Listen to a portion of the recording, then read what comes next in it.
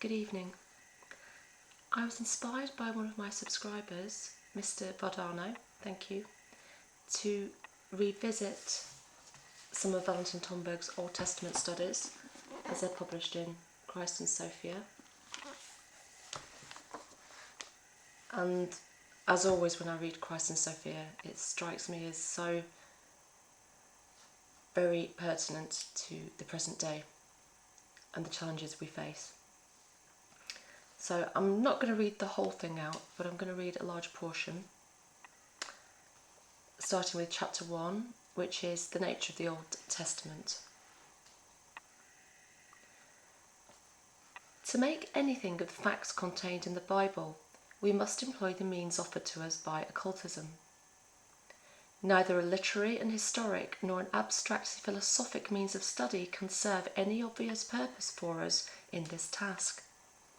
Only real occultism offers results. Access to real occultism has been thrown open to wider circles in the present epoch by Rudolf Steiner's life works.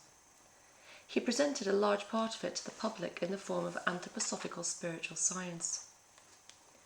Anthroposophy, as it lies before us in Steiner's writings and printed lecture cycles, is not in itself actual occultism.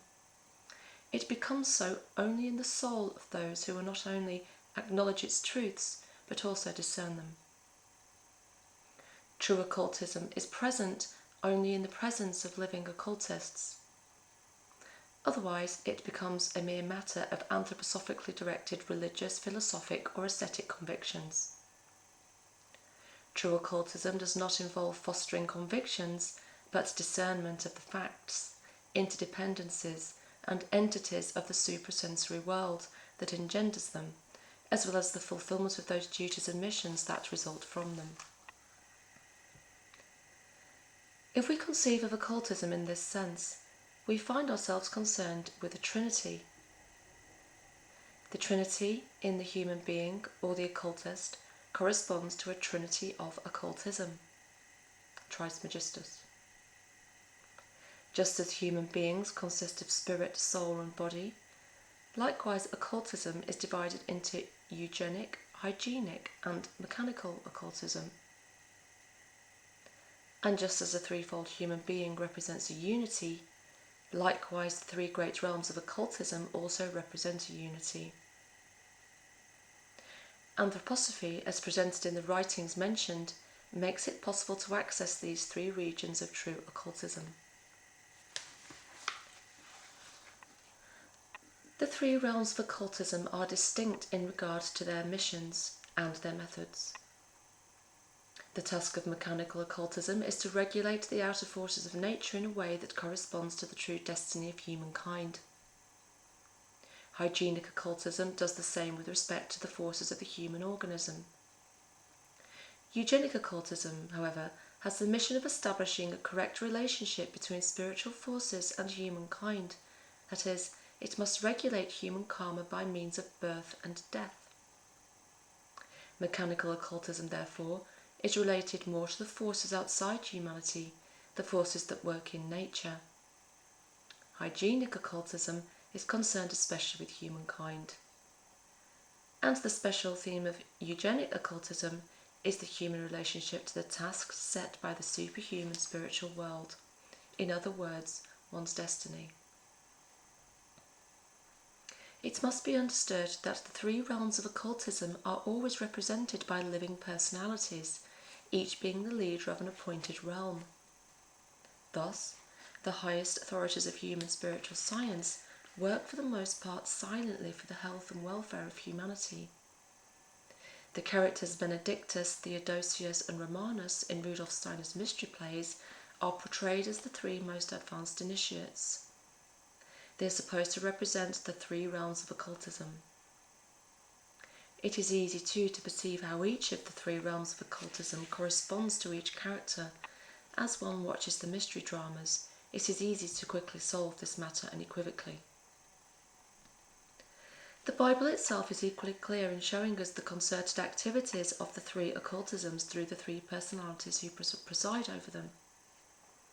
In Genesis chapters 18 to 19, we read of Abraham's encounter with the three angels in the grove of Mamre and the destruction of Sodom. Now, if we picture this episode, it can be with the help of spiritual science. We will be able to understand it as an episode of the correspondence amongst the highest initiates of the three occultisms. In ordinary daytime consciousness, without leaving his body as one does during sleep, Abraham has a spiritual experience of the presence of Yahweh Elohim. The suprasensory vision now disappears, and instead, three men stand before him. He recognizes them as messengers whose advent was heralded by the suprasensory experience. They are messengers of the deity whom we had just seen. In this way, the suprasensory merges into a sensory experience. Whereas God had spoken a moment ago, now three men are present. Abraham transfers to God's messengers the reverence he had felt toward God. Reverently, he offers them hospitality. This is accepted, and the three men partake of food. Then one of the three informs him that within a year, Sarah will bear him a son. Sarah hears this, but because of their advanced age, it seems incredible to her. He who knows the secrets of Eugenic Occultism, however, repeats the promise, and eventually it comes to pass. If the laws of Eugenic Occultism are kept, births are possible until an age that merely scientific modern science would call impossible. In a not very distant future, however, science will be forced by facts to allow its findings to be revised. Thus, the mission of the first of the three is fulfilled. They depart, and the two others go to Sodom. They recognise that their task is to decide the fate of that town. Specifically, it must be decided how badly its civilization is diseased and whether indeed it is still viable. Thus the question of whether there might still be hope of curing Sodom, or as an effective centre it should be destroyed.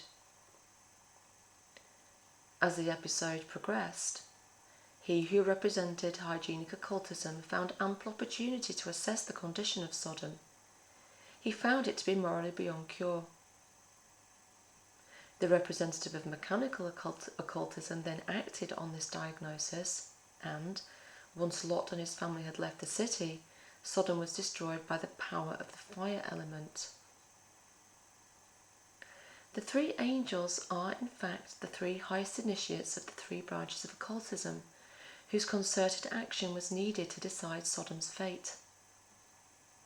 Moreover, we cannot grasp the significance of the worship of the Jesus child by the three wise men from the east, of whom we read in Matthew's Gospel, unless we understand that it refers to the united wisdom of the occultism of those days that, in the persons of the representatives of its three great realms, greeted the advent of its highest individuality.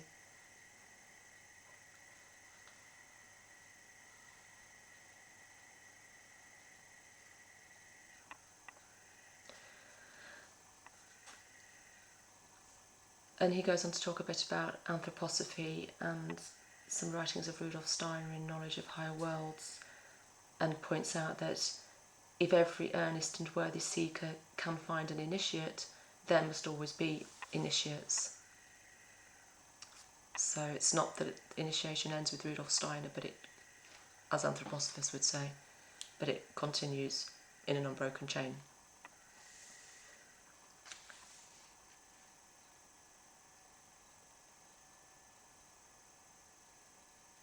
And then he's going to talk about the I am.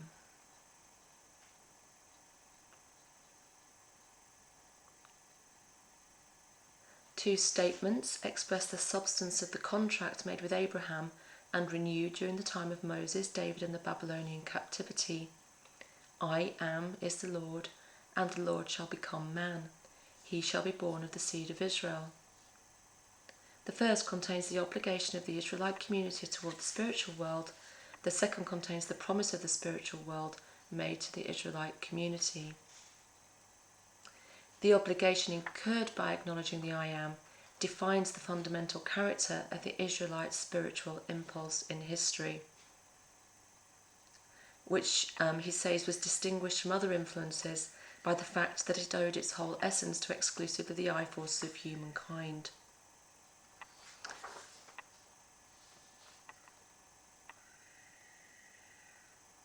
And then we're told about an unbroken line of prophets from Abraham to Malachi.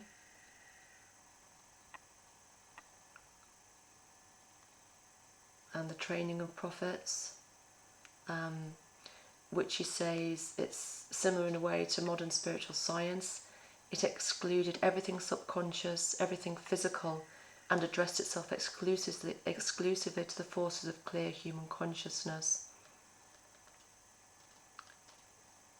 In serene tranquility without commotion, the schools of the prophets performed their exercises, studying to master a deep silence in the presence of the spiritual world.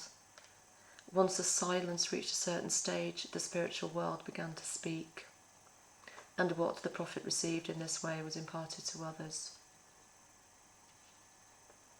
Thus the community of Israel was guided to its goal, and that goal was to realise the promise of the Messiah's holy birth, and this is a matter of eugenic occultism, as we've just learned.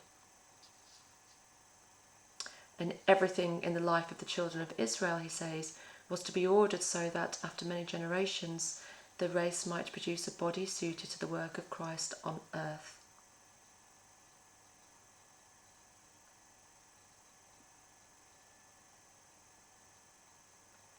And he says we have to understand the Bible, the Old Testament, in terms of this eugenic occultism. All the rules concerning food, hygiene, sexual relations. It's not a form of asceticism, but it's a form of preparation for the God-man, the birth of the God-man. As is the remarkable significance attached to correct marriage and correct birth, all about the preparation of Jesus' body. So, because of all this, because it describes the preparation for a holy birth, the Bible is the only great work of eugenic occultism extant in the world, particularly the Old Testament. There is no other writing that contains more of these mysteries. The profound interrelationships that exist between birth and karma, with their obligations enduring through many incarnations, are most clearly recognised through the Bible, especially the Old Testament. Another significance for true occultism is found in the New Testament, in the four Gospels. For although the New Testament indeed narrates facts that indicate the end of one era in the history of eugenic occultism and the beginning of another, the centre of gravity is no longer found in the region of eugenic occultism, but in another. And the facts of the New Testament lead to knowledge of the deepest mysteries of hygienic occultism. Quite apart from the many healings of infirmed body, soul and spirit that the Gospels describe, the main event at the very centre of the Gospel picture, the mystery of Golgotha, can and must be accepted above all as the supreme act of healing of the worst human sickness. The four Gospels contain the most valuable knowledge obtainable concerning the occultism of healing. There's no document from the past that preserves for humankind more mysteries of occult healing than the Gospels. Now, the Bible as a whole consists of three parts, for the revelation of John is as clearly distinct from the Gospels as they are in turn distinct from the books of the Old Testament. The Old Testament depicts the preparation in secular history for the Christ event, and the Gospels depict the event itself. Likewise does the Apocalypse depict the consequences of that event. But it contains no history of the generations as does the Old Testament, or the delineation of the life and death of any particular being as do the Gospels. The Apocalypse portrays future human and cosmic events and shows the cosmic results of the Christ incarnation. Those results are not only of a spiritual and moral kind, they also partake of the character of natural phenomena. The Apocalypse describes the influence that spiritual and moral impulses will in time exert upon natural forces. The revelation of John accurately describes alterations in the strata of Earth's interior and in the etheric strata surrounding the Earth as effects having moral causes. Which, we're seeing a lot of effects now, aren't we? The cosmic drama of the apocalypse deals not only with the struggle that concerns humankind, but only with the struggle that concerns nature. It points to facts beyond the regions of eugenic and hygienic occultism. For the effect of the humanly spiritual on external natural forces is the theme of mechanical occultism. So that's the third. And only the apocalypse authoritatively preserves for us the knowledge contained in mechanical occultism.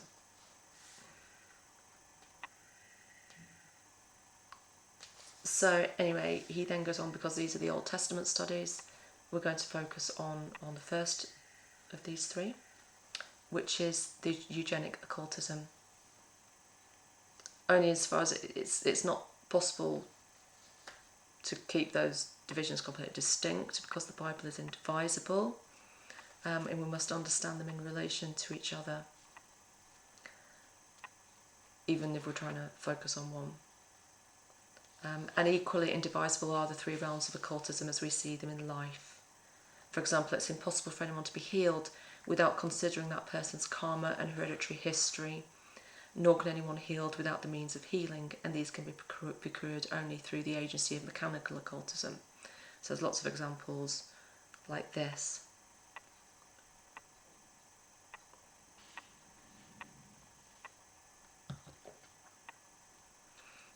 Anyway, these things aside, we're going to stick with the OT and the eugenic occultism and look at the idea of a chosen people and the nature of the choosing. As it's well documented that the Israelites, the history of Israel, is a history of chosen people whose mission it was to prepare an event of human significance.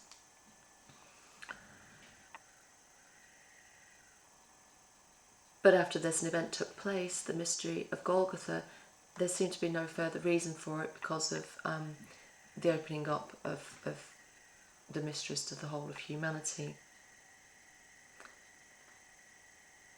But this idea does contradict the apocalyptic picture of the future, which does show a final choosing of the 12 tribes of Israel, 12 times 12,000.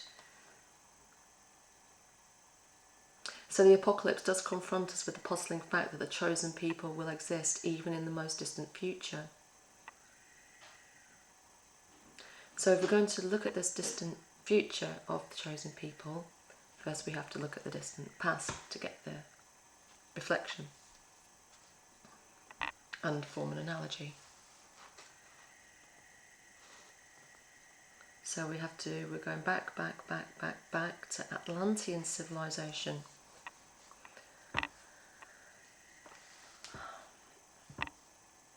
A unique civilization, specially distinguished from that of today by the fact it was based on very different human faculties. Whereas modern civilization is founded on the human faculty of thinking and the experiences that reach us through the mind, the Atlantean was based on faculties that would be viewed today as magical. The Atlanteans relied on a far more intimate relationship between humankind and the natural environment than exists in modern times. For Atlanteans, an external natural event was a direct inner experience. Similarly, the inner experiences of Atlanteans exerted an influence on the outer events of nature. The will had the power of not only moving a person's limbs, but it could also affect the forces of nature. Likewise, the spoken word had a power that today, when speakers lecture or declaim, we can no longer conceive of. Then it could heal or kill, build or destroy, through the natural force that accompanied it. The use of such magical powers was the basis of Atlantean civilization. Their misuse caused the destruction of the Atlantean continent. The capacity to influence the life processes of nature became an integral part of a self-interested development of power and was largely misused. The misuse of magical powers went so far that it threatened to split the whole population of Atlantis into two groups. A smaller group ruling by the power of magic, and the greater population forced into obedience. That's what people are trying to do now, isn't it? Probably have always tried to do it. If this had occurred, every chance of human evolution toward freedom would have vanished. If the Atlantean catastrophe had not taken place, black magic would have blocked the progress of human evolution. It destroyed a civilization that was evolving increasingly in that direction.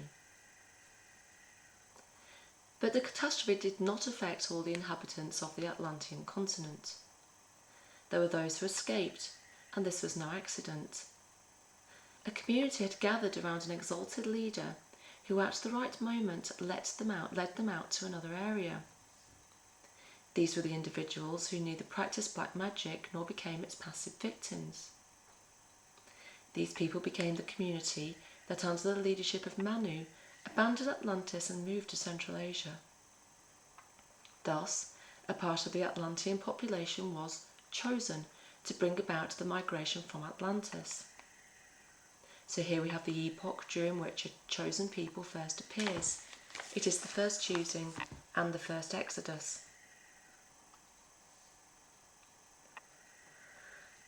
Those who left Atlantis with this migration had the task of reaching a specific region where a new civilization capable of evolution could be established. Under the leadership of Manu, the chosen people journeyed to its promised land. After long wanderings, they finally reached it, and there in Central Asia, the first colony of Aryan civilization was planted, the root of all later post-Atlantean civilizations. This most ancient Aryan community had, like the Israelites later, also established a covenant with the spiritual world. The obligations undertaken in this covenant formed the substance of the Code of Manu. This code especially stressed that life should be ordered in such a way that heaven and earth, the spiritual world and the sensory world, should be kept in balance. It is only through this equilibrium that the evolution of free personality is possible, which in Atlantis had become virtually impossible. On the other hand, to maintain the purity of the Aryan impulse, they had to avoid mingling with the other races left behind at the lower stage.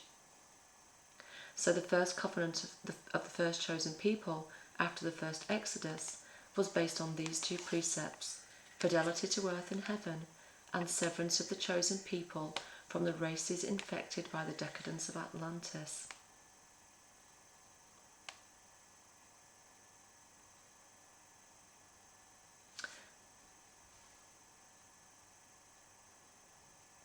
The ancient Indian civilization, whose evolution did not accord with Aryan precepts, developed later on from the Manu community. The Indian evolution developed a strong preference for spiritual things, with a corresponding contempt for earthly phenomena, and thus the code of Manu was broken. The harmonious relationship between heaven and earth ceased to exist, and consequently the Indian civilization could no longer be used to accomplish the task of post-Atlantean humanity. A new civilization capable of conducting its evolution in a right way had to be established, and thus a second exodus occurred, and a second chosen people arose who remained faithful to the original Aryan impulse, establishing a new civilization on the plateau of Persia. This civilization received its spiritual foundation from the great Zoroaster. It involved a command to fight Ahriman on the side of the divine sun being Ahura Mazda. But the struggle against Ahriman involved not only an inner readjustment and a specific conduct of life, but it also included the defense of the Aryan civilization against the Turanians. The Turanian races had preserved the dark side of the Atlantean culture, and thus existed as the polar opposite of the impulses emanating from the great Zoroaster. The conflict with the Turanians, therefore, was a matter of life and death for the civilized community of Persia. Only by heroically opposing the smallest compromise with the Turanian spirit could the existence of the Persian civilization be preserved, because a spiritual current can be effective only so long as it is not drawn into compromise. This is true today, and was no less true in the time of the conflict between Zoroaster's doctrine of pure spirit and the dark nature magic of the Turanians. As time went on, however, the heroic spirit of the ancient Persians weakened and a conciliatory mood of compromise set in. They sought respite from the never-ending tension of volition needed to remain faithful to the spirit of the great Zoroaster. This inner weakness resulted in outer defeat. Turania was victorious in the struggle against Persia. This blocked any further evolution of the ancient Persian civilization in regard to its true mission. And so it happened once more, those who remained true to the spirit of the great Zoroaster left Persia and founded new civilizations in Mesopotamia and Egypt. Another chosen people, unwilling to accept alien impulses, abandoned the reign of Persian culture to establish a new civilization elsewhere. And this split into two streams, Chaldean and Egyptian, established by the great Zoroaster through two of his disciples. So you see that in some respects we're looking at how great movements also, because humanity isn't perfect, form great egregores or shadow sides, and these seem to invariably defeat a particular civilization to a point, at which point it progresses and establishes the next. So, the Egypto-Chaldean culture had the task of preserving the sanctity of the two great gateways to the spiritual world, the gate of birth and the gate of death, until a holy birth and a holy death would open these gates forever for all humanity. The races under the Egypto-Chaldean civilization were to prepare for the birth of the being who would bring supreme health to humankind through his sacrificial death. The mysteries of birth and death were to be held unsullied by these races, so that the Christ event might take place on prepared ground. Chaldea was appointed guardian of the mysteries of birth, Egypt the mysteries of death. Both guardians, however, broke faith. The Turanian element penetrated Chaldea and poisoned the spiritual life of that land. The worship of Baal and Ashtoreth, widespread amongst the races of Mesopotamia and Syria, led to a concept of birth that contrasted in the greatest degree with the view that should have been fostered. The details can't be discussed with decency, but suffice to say that in every detail it was designed to banish everything spiritual or holy from the relationship of father, mother and child. Sex was intended to be torn away from its divine source, leaving it prey to demonic forces, whilst birth was to be mechanized. This was supposed to be attained by killing all the firstborn, a purposeful measure designed to destroy the conscious, loving expectation of the soul descending among humanity to be replaced by an unconscious, mechanical human reproduction. If this had succeeded, the appearance of eminently spiritual individuals on earth would have absolutely come to an end, because eminently spiritual souls can be born only when they are expected consciously. So these cults have the clear intention of hindering the birth of Jesus, hindering the divine plan, Antichrist forces. So as birth was materialised in Chaldea, so death was materialised in Egypt. The sublime thought of overcoming death through resurrection, as cherished in the holy mystery schools of Egypt, was replaced by the desire to preserve the outer bodily form. By introducing mummy worship, Egypt committed the same kind of sin against the mystery of death as Chaldea had against the mystery of birth, by becoming enslaved to Baal worship. Thus in Chaldea birth was desecrated, in Egypt death. Thus the foundation upon which Christ Jesus should appear could not be laid down, neither by the Chaldean nor by the Egyptian spiritual stream. Once more, there was a need for a chosen people and an exodus. This occurred when a small band of Chaldeans led by Abraham separated from the Chaldean nation and formed a new tribe. This tribe travelled to Egypt, where it grew into a nation.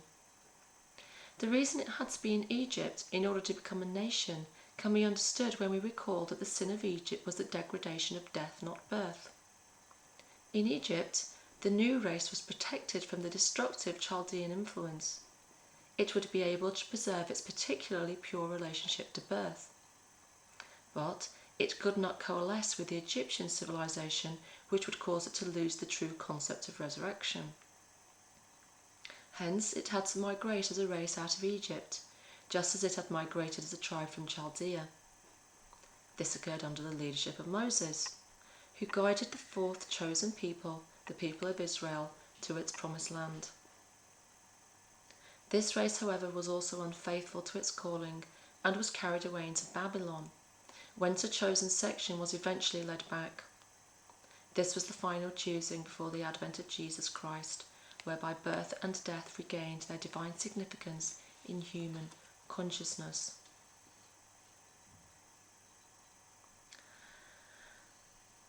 Is this then the end of the story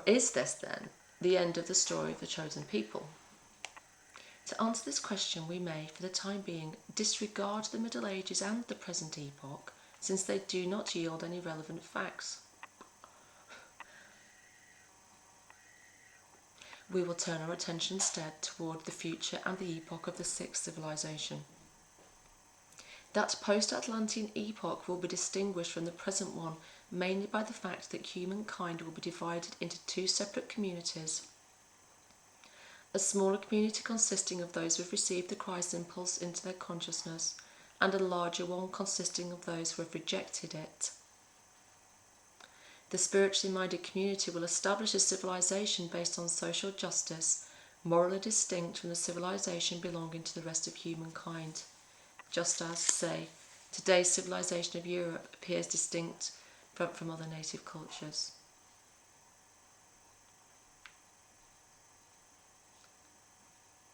Debatable. Even physically, the two types will be distinct, so that in body, soul and spirit, two separate human races will arise.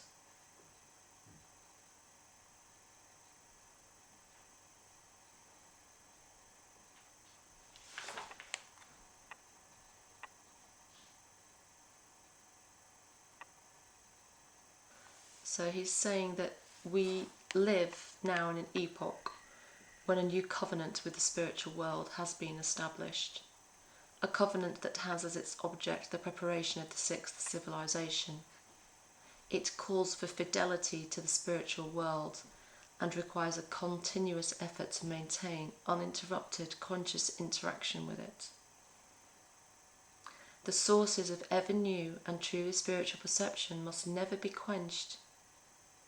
Only through a continuous influx of spiritual knowledge can the anthroposophic community, or indeed any community, remain alive. Nothing can take the place of this influx, no amount of literature. It just has to be a living thing. And it must capture hearts.